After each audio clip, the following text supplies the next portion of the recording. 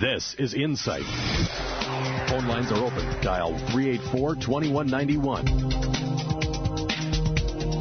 Into a Friday. Today, the second Friday in the month of 5 Friday. Ooh, I got to find another guest somewhere on a Friday here because I've got 5 of them. We have in the second Friday of the month Marshfield Police. And joining me in studio this morning is Pat Zebbs. Good morning. Good morning. And Dennis Keffer. Good morning. Good morning. So what's happening over in your part of town? Oh, yeah, down south of Veterans. Yeah. I had a... Rain.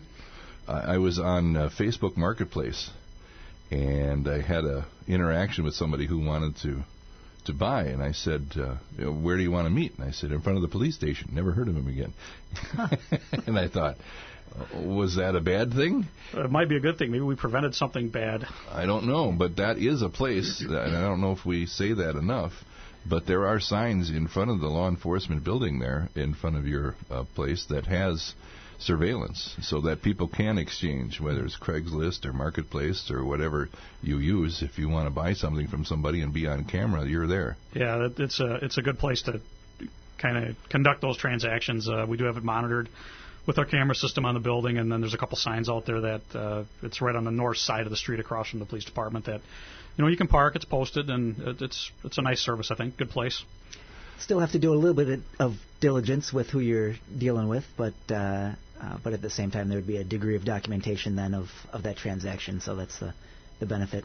But there's still some individual responsibility, obviously. Oh, sure, but how much time, now most places, I would think, have some sort of video surveillance. Now, whether or not it's of the quality that you can see or not is up to the particular business owner or a proprietor, whether or not they buy a good system. But I would imagine that you spend a fair amount of time now going back once something is reported and taking a look at what happened, or try to anyway, and put some faces and some names to what went on. Yeah, definitely, and we see a lot of, on our Facebook page, you'll see sometimes we're trying to identify a particular person for whatever reason that might be, and there's definitely different qualities of video out there. So, I think Lieutenant Keffer makes a good point. It's not a be-all, end-all, but it's certainly a little bit of a security blanket if something does go south. But, yeah, as far as most places having it, I think now maybe you could speak to that on the roadside, but I would say probably more than not. Businesses, but that's a hard one to put a number on for me. So how do you get the pictures and the video, from their system to you so that you can post it? A lot of times they'll share them with the investigating officer and give them the information on a jump drive or upload them to our evidence software. And from there I'm able to just snap a picture of it and get it online. I think people would be surprised. They always comment about the graininess of certain stores' pictures, or even the notion of someone wearing a mask, a COVID mask, while they're potentially committing an offense. We identify those people. The solvability on some of those things is I would say above 80% easy. Do you, or do you get help? We would get help. That's what I'm saying, is when we post it to Facebook, the response is usually identify the people that are involved. Most often? Yes, I would say at least 80%. What about out-of-towners? Even some of those, too. We've had people, that's the nice part about our Facebook page, is that our reach is, we've got people in other countries that monitor our Facebook page. Not that there's people coming in, from England to steal from our Walmart, but we've had cases solved with connections to Rhinelander recently that we weren't making the connection, or law enforcement wasn't making the connection, but a member of our Facebook page or a follower pointed out it's that person, and it was correct. How do you accusations can be made? And faults, correct. Can be done too. How do you make sure that that's what it is? Well, we do the follow-up investigation then, and then verify via other means or interview, and a lot of times the people will acknowledge that they were responsible for it. There hasn't been anything extremely large. Most of it is, I would say, thefts, right? Leaving the store. Not too many assaults or anything like that happening. Correct.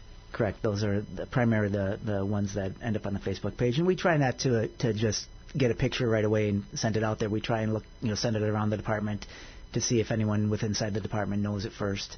It's not the preferred way, I guess, but it's an effective way to solve crimes. That's changed. I mean, you guys play it pretty close to the vest here, at least for a long time. It was always the way, because investigations, things going on, perpetrators may understand that they're looking for them. They may scare them off.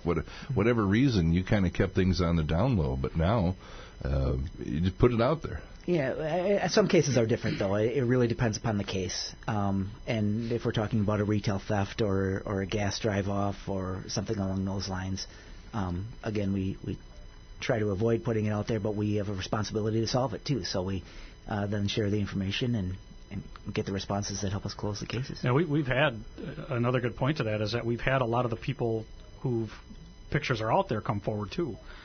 Because they see it, and they don't necessarily want that out there either. They want to clear that up.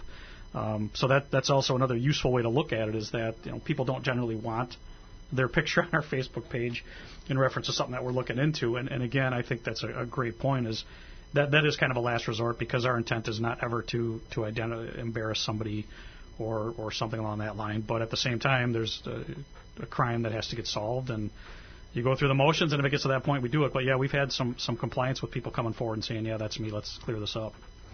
So they found themselves and said, I don't want to be on there. Huh? Correct. Take me down. I don't need that kind of publicity.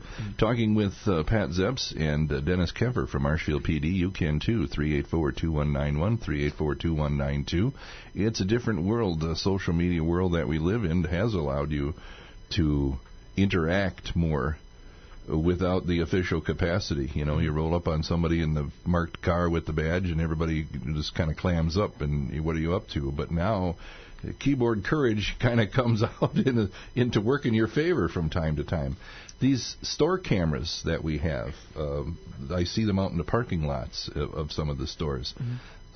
They're also for incidents with vehicles. We can prove who backed into who or who turned into who or things like that, right? Yeah, there's a lot of those that we'll follow up on, too, is the responsibility for hit and runs and things like that. Sometimes we don't always get the plates, but we'll get a vehicle description off of some of those. Some of them are better, and we do get the license plates off of them. How much jurisdiction do you have in private lots?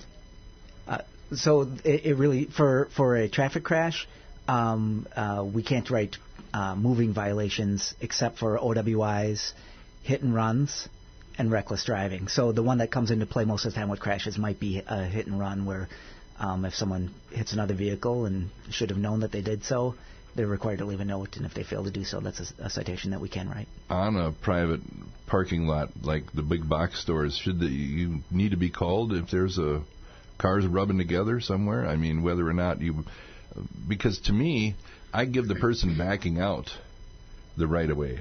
Well, no, I have the right. It's like, look, we can argue this all the way to the crash. Yeah. I mean, exactly. I'll just let you come out. You can't see. I'm backing out. I can't see. I know they can't see either. So just go ahead. Just come on out. I've always subscribed to, for your own protection, when in doubt, just give us a call. If nothing else, we can come up and educate you on exactly what Dennis was talking about. Okay, here's what we can and we can't do, but it gives a different set of eyes to it. And in my opinion, if I were to personally do that, I would call and have someone take a look at it just for that reason.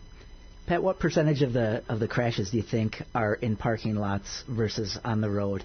I would say it's at least 40, maybe up to 60, somewhere in that. I was going to say in that 50% range. So yeah, there's a fair amount of them are in parking lots, and that's why your inference of prudence, regardless of whether or not you're right or wrong.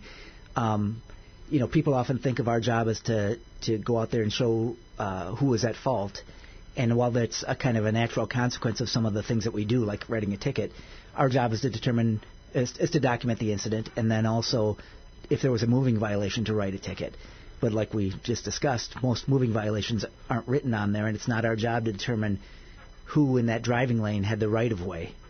That's more an insurance company's prerogative to determine that degree of fault or who is at fault. Well, and that's a lot of your paperwork is documenting for insurance or lawful purposes. If somebody wants to follow up, if I back out of the spot and hit somebody, now who's at fault? Well, we can look at the cameras. And it's determined not by you because you're not citing. So somebody's got to make a determination. Who do you think is at fault here? Looking at this situation, and then is my insurance company going to pay or not? And sometimes it's not even worth turning in for what the premiums will do. Yeah. Right, and that's an individual decision that, depending on the amount of damage. So I would say there's a good number that we go to, and people probably don't submit it because of the low dollar amount. But again, one of the self-protections is if it's documented, then an individual can't leave and sustain some other type of damage and say, well, this was a result of that crash, when an officer's there to verify that it wasn't. So there's an element of self-protection there by having that outside set of eyes to look at it. It reminded me of a story of when I was young, driving on old Highway 29. It was 2-lane at that time, in the snow, flying along with my muscle car, and went off, lost it, coming up over the hill. The throttle linkage froze up in the snow. I got up under the hood, and I went off. And so the state patrol rolled up and run you through a few tests, did they? No, but he said he's doing all this paperwork, and I said, do you know that damage was all done in a previous accident? He said, what? Here, go. Exactly. He didn't want to do the paperwork, and I was right. Most of what happened there, it was all in a previous accident. I was just a rolling possibility there for anybody around me at that time, when you got more snooze under the hood than you got sense in your head. And you bring up a good point, because oftentimes we'll have people come into the department and they'll say, I had an accident 2 days ago with an individual, and now I went and got an estimate, and it's over $1,000. I want you to do a report. Well, that puts us in a really difficult position because we're not there to observe that or even attest to that's where the damage came from. And in that scenario, the state of Wisconsin has what you'd call a self-report that an individual can fill out. It's a little bit simpler than how we do it, and they can submit that and then let the insurance companies work through it that way. So, because really we're not going to be able to determine if that damage came from whatever crash they're saying had happened 2 days prior. So it's just a form you fill out? And correct. It's something that we would you give them. swear to that it's happened that way? Yep. Yeah. That is their testament when they submit it, that's what happened. Mm-hmm. So you're not involved then after? I guess that would make sense. How would you know if it's after the fact? Right. Exactly what happened. Talking with Pat Zepps, Dennis Keffer here on today's Insight program with Marshfield PD, 384-2192, 384-2192 if you have any questions as to what's going on. Just talking about the interaction that you have sometimes that when it happens, people go, I don't know how that, you sit around and talk to people, I don't know what would happen in a private lot or who is in jurisdiction or what happens to that kind of thing. And whether or not it's on the streets or whether it's in a private lot, there's a lot of times even you can see on a camera past the edge of the lot what's happening. And some of the things that they have on their Facebook page, some of it's pretty funny. I gotta. We're shifting gears here. Yeah. Yeah. Okay. Dennis recently got a nice compliment on what was it, your dad jokes? But yeah, well, I don't know. I think Officer Eckes helped me out with that one. But yes, someone appreciates the dad jokes on there. And some of the fun stuff was the old pictures of accidents. Okay. Yeah. The historical pictures. The historical pictures. Yeah. Of. Yeah. We used to do a Throwback Thursday. That's been on hiatus for a little bit, I think. Yeah. Well, you run out of pictures at some point, so you got to take a break, and and the last thing we want to do is throw something out, in Detroit and just see if we can catch people saying it's Marshfield. So, which I always thought would be funny, but I was kind of overruled on that one. So, but you never know, maybe in the back pocket someday. Well, people like identifying the cars or the houses in the background, or knew somebody, and you'd sometimes ask questions like that. Yeah, and we're talking about creating interactions, and we're creating. Connections with community members, connections to our department, and connections, via one post that hopefully leads to a connection to another post that leads to trust, and them identifying the person in the third post that is, a suspect of a retail theft or something along those lines. So the less informative posts, if you will, do have a purpose, and that is that community outreach and humanizing the badge a little bit and creating that environment for trust and for community, and so that we can do our jobs a little bit more effectively. Yeah, that's a tough thing in today's world. There's the for, there's against, there's in betweens. Mm-hmm. I don't have a lot to do with you until I have to. Mm-hmm. Nothing personal, mm-hmm. but mm-hmm. I mean, when you got the uniform on, I'll just be over here, thank you. Mm-hmm. But well, you got rid of the muscle car, so that probably helped you. Yeah. Luckily. Or did he? Yeah, we don't know that. No, I can't afford that anymore. That was when it was 50 cents a gallon, and now it's nearing $3, so can't do those things anymore. But that brings up a point, too. Reckless driving. I was reading a post today. Said this guy says, to the kids who were doing donuts in the parking lot and drifting last night, good show. Can you do it at 8 o'clock so my kids can watch? Because they'd like to do that, too. Didn't call the cops. Nothing. I'm not a rant here. Just, thinking that in small town and just having fun, But nowadays, everybody's on edge. And I can remember many times we used to cruise. Well, like I said, at $3 a gallon, you don't do that anymore, But haunts, hangouts, sometimes you got to roust some people out from some places and say you can't do that here, or, reckless driving, stuff like that. That still happens from time to time, right? Yeah, correct. And then when we still get calls of, vehicles in certain areas revving engines and stuff, and noise concerns, and obviously speeding concerns, and you talk about the cruising back in the day. I remember that from when I started, some of that, and how that translates to something to do for a kid and stuff, but balancing that against the community's interests and the just the general sense of community, and whether or not someone wants someone driving up and revving their engine on their side street. Yeah, I look at these kids that come up with a boom and the stereo in their car, and you can knock the rust off from the way that it's rattling.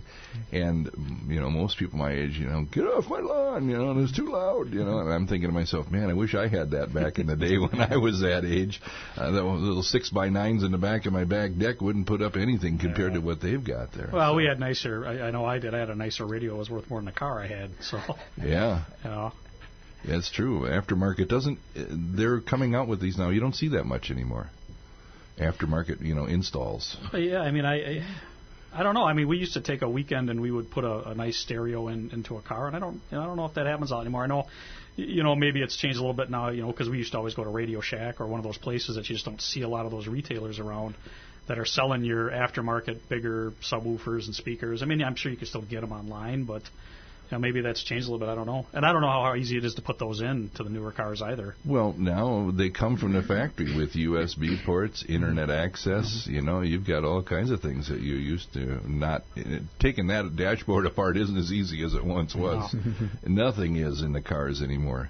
But the cars that you guys have now, you're mostly moving over to the SUVs. Those been working out for you pretty well?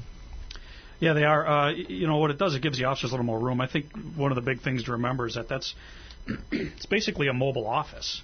And one of the other benefits is that in the event you need four-wheel drive, we have it. So the SUVs have been a really good move for us.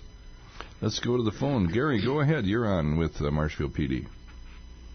Well, I just would offer this 2 words for comment. Tinted windows. I think the law says they're not supposed to be tinted beyond the factory, but yet they are. It's very common, very, very common. What's your attitude on that? Thank you. Yeah, so the front windows, the ones alongside on the passenger door and the driver's door, can only be tinted to a degree that allows 50%, I believe, of the light through. So that is it can be slightly higher than the factory at times. And then the back windows have to allow 35% of light through. Each of the squads has a tint meter in it that they can use to bring up to the window, and it'll show them the percentage of light that's going through. So that is something that we have contact with people on. most of the guys are aware of the law, and we'll use that to from time to time to see what's going on. So the sides are 50, but the back is 30? 35, yes. Wow. I thought it was the other way around. I thought it could be darker in the back than on the sides. Yeah, no, that's the amount of light that has to be able to go through. So you're right. We're just miscommunicating here. Is that 50% of the light has to be able to get through in the front ones, and 35% of the light has to be able to get through in the back. So the back ones can be tinted. We're talking more. side, not back, as in windshield. Back, and back sides. Oh, really? So the driver's door is the one that's at 50%, and the passenger side door is 50% also. I see. It's also not uncommon, too, for people during the summer to kind of pull up and say, hey, can you check this for me? Yeah.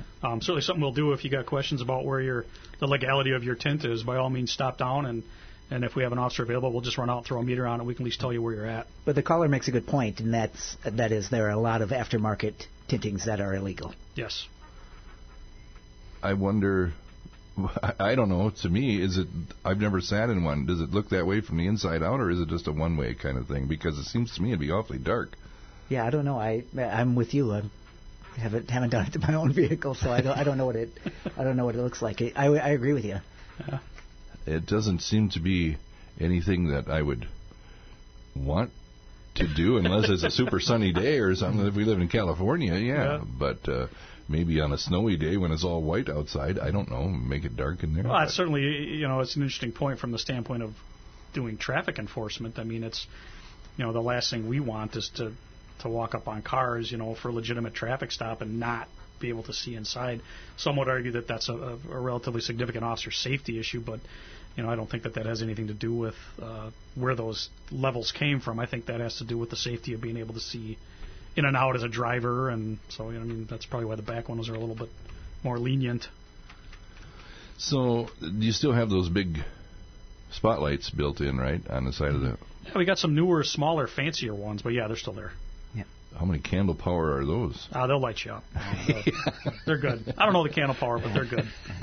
I guess that's an old term. I don't even know with LED anymore. Is that still a candle power? That's this lumens now. Yeah, instead lumens. of watts when you buy a bulb. Yeah. So talking with Marshfield PD, you can too. 384-2191, 384-2192 here on today's Insight program on WDLB.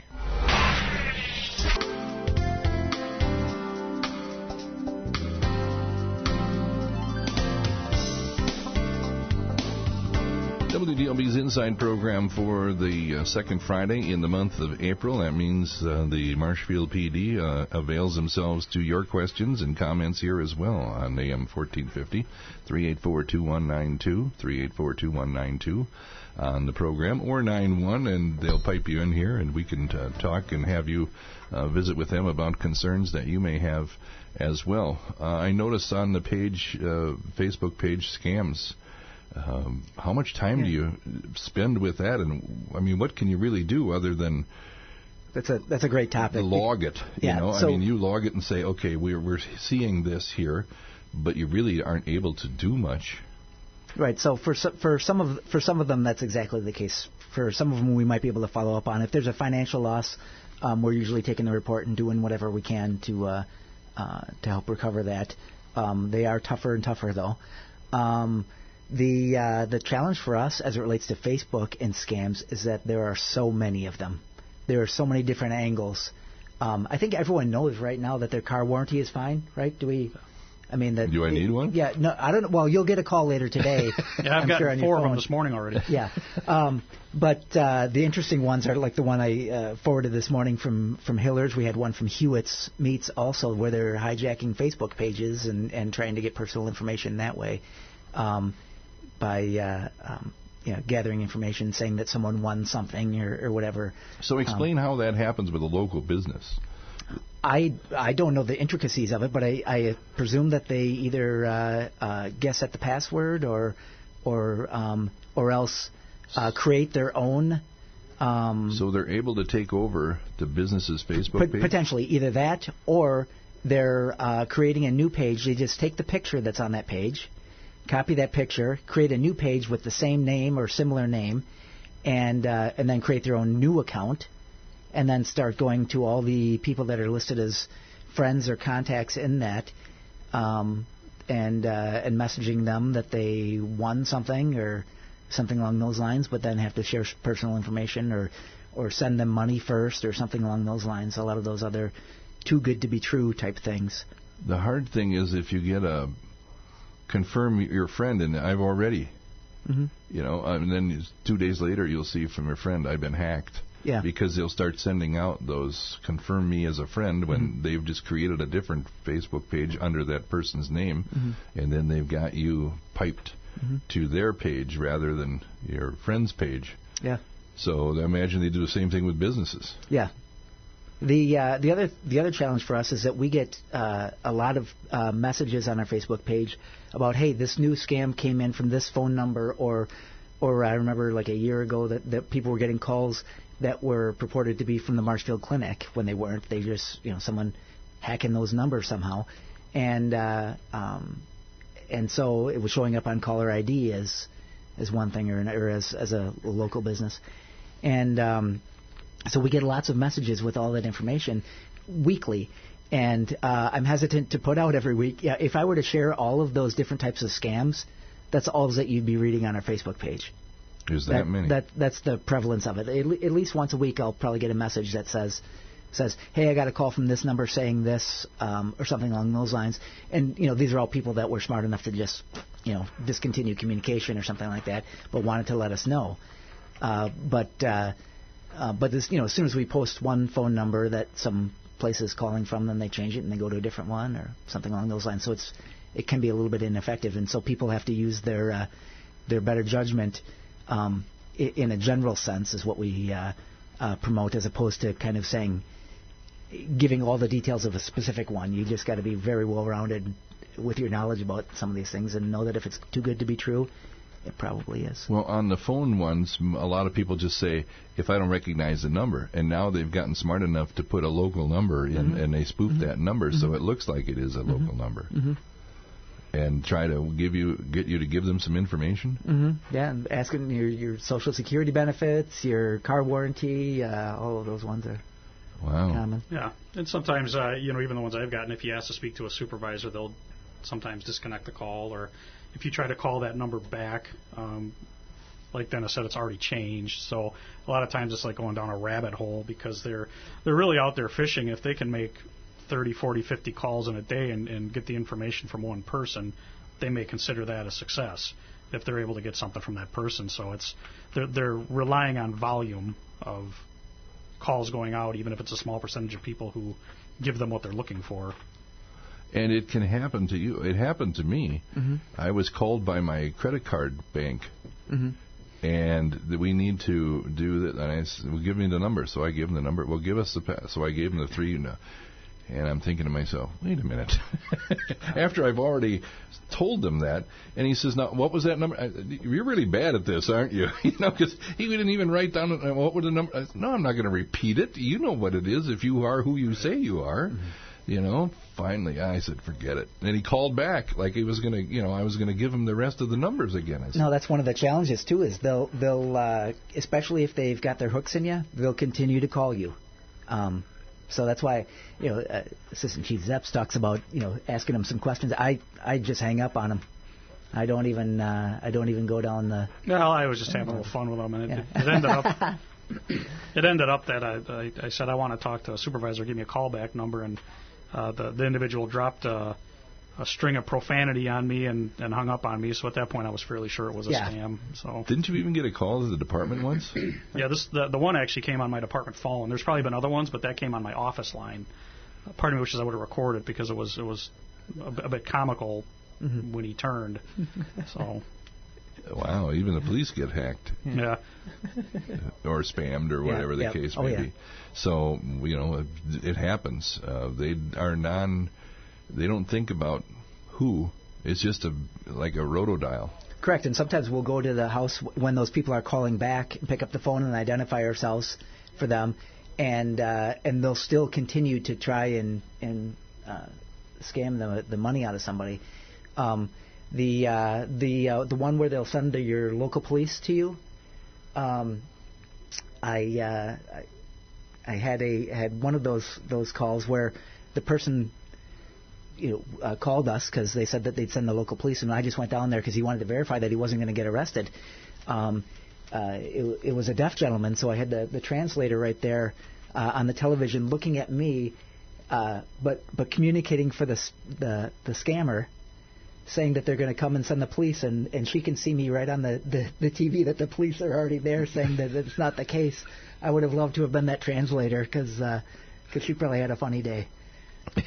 Wow, you guys go through all kinds of things that I wouldn't think about here. Talking with the Marshfield PD, you can too. 384-2191, 384-2192 here with the Insight program on this second Friday in the month of April. Those are some of the things, this constant scamming going on as well. We talked about video cameras. That's quite a tool that you can use now to catch or at least identify not only people that are doing things, but just generally keep an eye on things that are going on. Is everyone required to give you what you ask for? Not necessarily. No, it's the video is the property of the business that took it. I would say, and you could probably offer a better estimate of it's hard for me to imagine a business that hasn't really cooperated with us. But I have in my career encountered places where they may want you to get a subpoena to get that video, but I think that's pretty far and few between. Correct. It depends, especially if the nature of the offense is, if they're the victim of the offense, they're usually more than happy to give it to us. Let's go to the phone. Kenton, go ahead. You're on the air. Hi, Jeff. I got late on listening to the program. I'd just like Pat to touch on the new policy about repurposing police vehicles into other city departments. Thank you. All right. You understand what he's talking about? Sure. Yeah. Well, it's interesting. We turn over a certain number of cars a year when a patrol car comes off the road. A lot of times we'll reallocate it to our department if we're looking to cycle out another vehicle, a detective vehicle perhaps, or a school resource officer. When we don't do that, we use a site called the Wisconsin Surplus, where we'll list it for sale, and that gives everybody equal opportunity to buy it. One of the things we've looked at recently is are those better allocated, and is it better for the city to afford another department within the city to buy that car at whatever might be a blue book value. So, and we have done that once so far. So the protocol right now is to let the other city departments know when we're about to sell, a used patrol car, and just see if it's something they might be interested in. So, and we sold one. I believe it was towards the end of last year to the communications department. So it's really a good way to save money on the city side and have a reallocation. The interesting part about that is we still need to make money on it because it's a price that comes out of our budget, but they're generally going to get a better price on that car if they get it from us than if they go external. It's all money coming out of different holes in the same pot, so to speak, here in the city. It is, in many respects, the old saying, robbing Peter to pay Paul. It's a collective city budget, but the different departments are responsible for their individual budgets. So, we still try to recoup that money back because we can now use that money from the sale of vehicles towards the purchase of new vehicles. So, again, there's Are they outright purchased, or do you lease? The new ones, we purchase them. Is that more cost-effective? Well, it may or may not be. I think the problem when you start talking about patrol cars is that they're fairly stripped down due to the amount of equipment in there. So, for instance, we may pick up a pursuit vehicle, purchase a pursuit vehicle, and it's going to come without a center console. And we're going to be drilling holes in it to mount police equipment. We're going to be removing things. We're going to be drilling holes in the ceiling of that vehicle so we can mount light bars. So a lease really doesn't accommodate that part of what we need to put in the car. So when we sell them on Wisconsin Surplus or look to offer them to other city departments, we're very transparent. I don't know if you've ever seen the site, but everything that's wrong with that car down to the latest screw hole is documented to the extent we can. So leasing would really be a tough sell on that part because they're going through quite a bit. Yeah, they don't want them back, huh? Yeah. Well, they're you plug the holes, and a lot of them get reallocated. At least this was what was told to me. Places buy those, reallocate them, maybe fix them up a little bit, replace the parts that were taken out, and maybe resell them, or kind of the sky's the limit. But hopefully that answers the question. So, what do you have to do with them as far as the graphics? before you let it go? We pull the graphics off. Yeah, if we all the black and white squads that you see out there, it's actually a carbon fiber wrap, the white portion of the car. So the car comes black. We'll put the white carbon fiber on it and the police lettering. And so when we send the car down to have it transferred and taken off the road, the company that we work with to set our squads up removes those graphics because they're the ones who puts them on.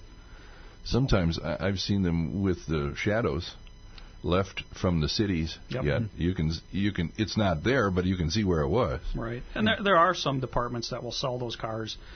For instance, if you buy a black and white squad and it's a paint job, you're talking about an extra cost for paint versus a carbon wrap, and they'll sell those cars that way. So, I mean, you'll see some of those running around that civilians own, and you can tell it was a former squad. Yeah, the Blues Brothers, huh? Yeah. And how many did they total? I don't know. 300? A lot.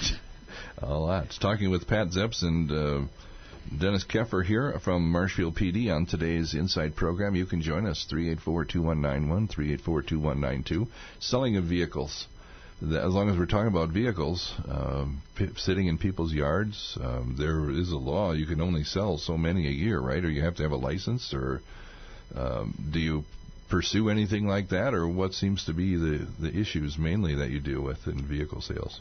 I'm not sure about the. I'm sure that seems reasonable that there would be a law that requires that if you're selling X number of vehicles that you have appropriate certification. But that's not something that we don't come in contact with. From a cop perspective, maybe there's a different organization that investigates those ones. Yeah, that almost seems like it would be something more on the line of if you're doing it for some sort of a business, do you need an LLC or something like that? That's not something I've ever encountered either in my career. Well, it seems like the neighbor has a lot of them going through, Yeah. At some point in time, maybe somebody would check. Yeah. And see if that's required or what the numbers are on how many you can do a year. Well, and a lot of us it's complaint driven. So, I mean, for example, I've never in my time here received a complaint like that. But like any other complaint, we would do our due diligence to determine, okay, if somebody comes in and says, hey, I think this individual is selling a number of cars that would require them to have a license of some sort. Minimally, I think we would take a look at that, and if nothing else, defer that to the proper entity that would be able to deal with that, even if it's not something on the criminal side. Or if they're doing business out of their home, whether or not that home is zoned for that type of activity, too, obviously is another concern. What would consider that? I mean, you can have home daycare and not have to have any zoning, do you? Or I'm not sure about that. That's something for the for another city department to. But running a business, I mean, my neighbor has a lawnmower service. He fixes them, and he doesn't have to have a zone for that, does he? It depends upon the criteria there. So how many customers he's having, if he's got a big sign in his front yard, the type of equipment that is out there and visible at the end of the day.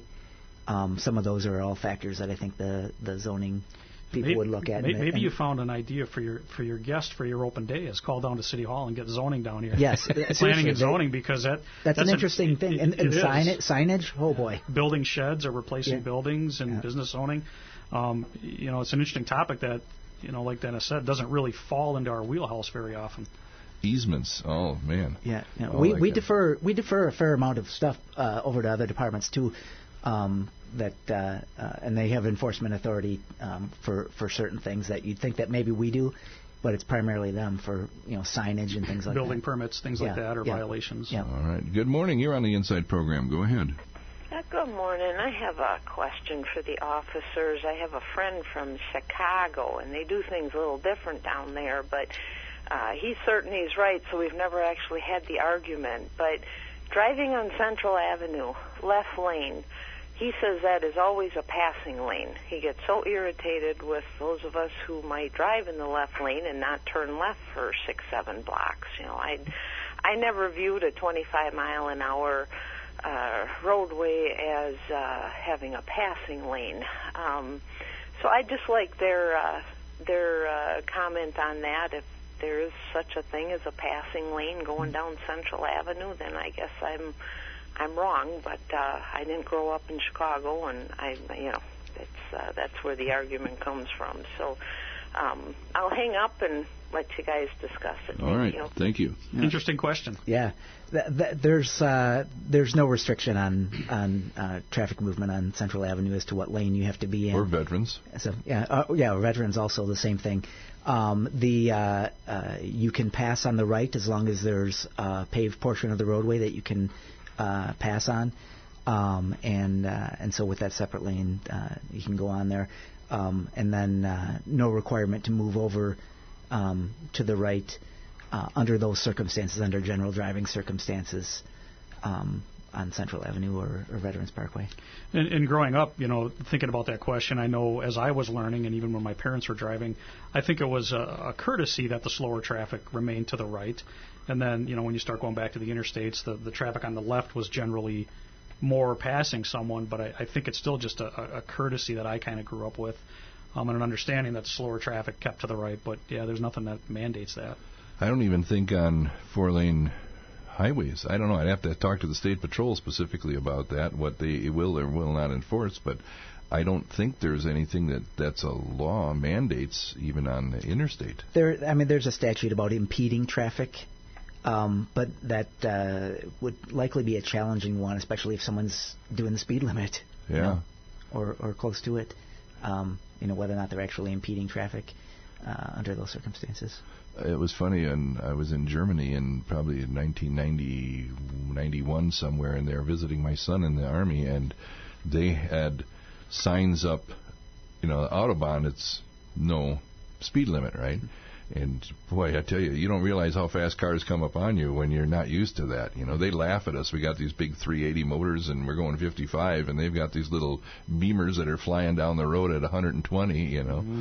But it's a billboard, and it was about that, about being in the passing lane when you should be in the driving lane. And when you have cars coming by you at that speed, it's a little more imperative. It says, "Und Sie?" with a question mark behind it. Like, what are you doing?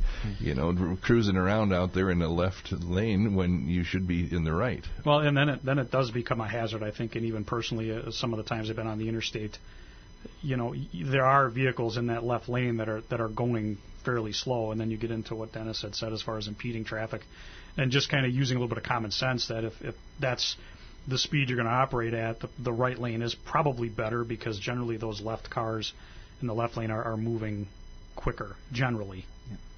Yeah. It brings up a kind of a general global point, is that there are a lot of things out there that we would get calls on that are common courtesies and appropriate things to do that aren't illegal, so there's not everything that's wrong or what you might say is wrong is illegal. So yeah, there's a lot of common courtesies, a good way to put it, I guess. Talking with Marshfield PD, you can too. 384-2191, 384-2192 on the Insight program today.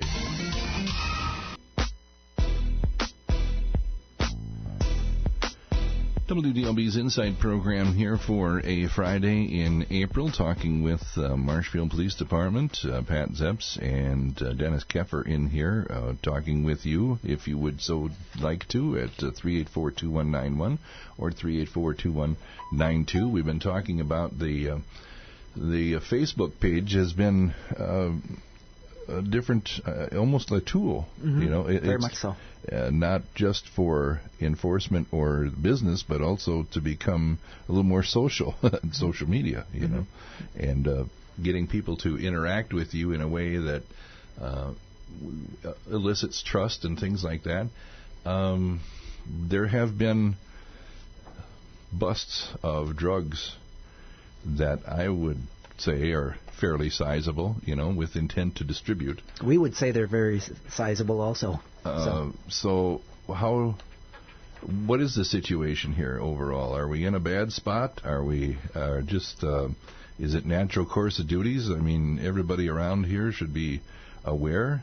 I think people should generally be aware. I think that's one of the things that me as a police officer, I see everything at its worst, kind of, everything that's coming through at its worst, and that we should be aware as a community of those things out there, whether or not that occupies your every thought in the day. I don't think it needs to do that, but awareness that there's methamphetamine issues here, cocaine issues, heroin issues.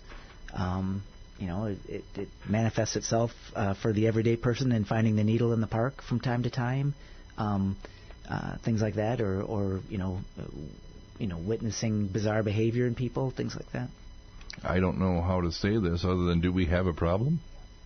I think you say yes. Yeah. Yes. Yeah. I think any amount is a problem. The question becomes is how big of a problem, and what can we do to stave that off. And one of the baseline things that we can do is really try to enforce it. Take the tips. One thing that I think we've made known to the community is never hesitate to call us if something doesn't look right. We're not out anything if you think someone's doing something they shouldn't be or engaging in illegal drug activity. If we go and investigate it and it turns out to be nothing, that's what we're here for, and we'll take that. Never feel like, well, it's nothing, I don't want to bother them, because a lot of times those calls set things in motion, and what looks odd to a lot of people probably is, because they know this community as well as we do, and they know if something doesn't look right or if there's an excessive amount of traffic or something is wrong. So any amount of it's a problem because it's a dangerous drug, but we do rely on the community to give us those tips and those calls, and we take them very seriously. I don't want to start a range war with my neighbor. I mean, you call the cops on me? What do you think you're doing? I mean, I'm just coming and I'm just doing my life over here, and you turn me in for what? And suddenly I get rolled up on and ask a lot of questions. And then I'm the guy across the street who's like, well, that, numbnuts, and now they want to throw trash in my yard. Generally, by the time those calls are made, I don't think people are making those calls typically on the spur of the moment. And we also have to do our due diligence to kind of, okay, what is it that you're seeing? And then we kind of have to look at how do we approach this. And it may not be okay, your neighbor said you're dealing drugs. We're going to knock on your door and we're going to say, are you dealing drugs here? That's not a typical approach, because that's not really going to benefit us. I mean, we're going to have to take and try to vet the information and kind of walk through what is it that you think you're seeing, and maybe compare that to if we've had other complaints. So we're going to do our best not to incite those types of things. I mean, I don't know how much better that makes people feel, but there are ways to do that. And also you can report information anonymously. It becomes a little bit harder for us to work through, but at the same time that's more than acceptable for us to get tips either through the P3 app or message us on Facebook, or even if you call us to start that process. We don't always go over there and knock on the door and say it was that neighbor over there that said that this was a problem. Well, snitches get stitches, I don't. I know the saying. It doesn't always manifest itself that way, though. I think sometimes people then move. Like the people that are causing the problems going to get out sometimes too. So. Well, and generally by the time one neighbor calls, the other neighbors have probably, I've found, seen the same things and maybe not called. So. Do you have a sense of, are we better or worse in a pipeline here than our other central Wisconsin neighbors? I think we're a little bit better just because of geography, but when I say a little bit better, I mean a little bit better. We're officers last year used Narcan more than a handful of times and it brought people back, saved people's lives.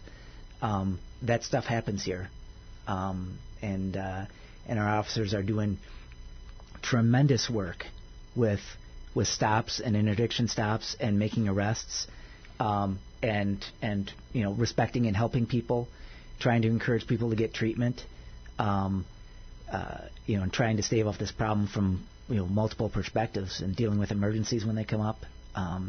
The work is getting done too. It's one of those things that it's all around you, but you don't know how it affects you unless something's stolen and they want to use it to purchase things or whatever. I mean, that way it happens on occasion as well. 384-2191, 384-2192. About ready to wrap up our time here. So with COVID, the coffee and a cop thing kind of went away. Are you doing any other, thinking about returning any kind of community outreach type things? Yeah, we've taken a few steps to open some things up. We're still holding off on the ride-alongs and the tours. It sounds like as of right now we're going to move forward with a Police Memorial Day type of service. We'll try to keep people socially distanced. But that's an important event for us, and we're going to try to take safety precautions in that. We're always fluid. If I understand that there's some revving up of the virus again. If something like that happens, we'll reevaluate, because the last thing we want to do is put people in a position to be part of the problem. We don't want that. So, as it relates to coffee with a cop, for full disclosure, I still drink coffee. I just but just not with other people as much. Yeah, well, with other cops sometimes. Yeah, but that's good. I don't know. With the donuts, that's some more. Yeah. We don't eat those in public typically. At least I don't. Although we'll leave it at that. Yeah. Those we're forced to eat kind of in a back room in the PD out of public sites. So. So if you want to drop them off, it's shameful. Yeah, I mean it's what we're not proud. No, we do it. Well, the physical fitness test came up here, so you got to be careful with that too. Yeah. Talking with Dennis Keffer and Pat Zepps from Marshfield Police Department here on today's Inside program. Thanks for stopping by and at least availing yourselves to our questions anyway. Absolutely. Things that are going good on. Questions today. Yeah. Here on today's Inside program on this second Friday in the month of April. Coming up on Fridays, first Friday of the month, we do the mayor. We don't have one of those. Second Friday of the month, we do a police chief. We don't have one of those either. We'll fill in as long as we need to. We'll fill in as long as you need to. All right. Here on today's Inside program, we'll talk with the County Board Chairman Lance Plimmel and also Sheriff Sean Becker on the final Friday of the month. You can join us. Or you can watch us on Marshfield Media Access here in the city and around the world as well on their YouTube channel. I'm Jeff Cannon.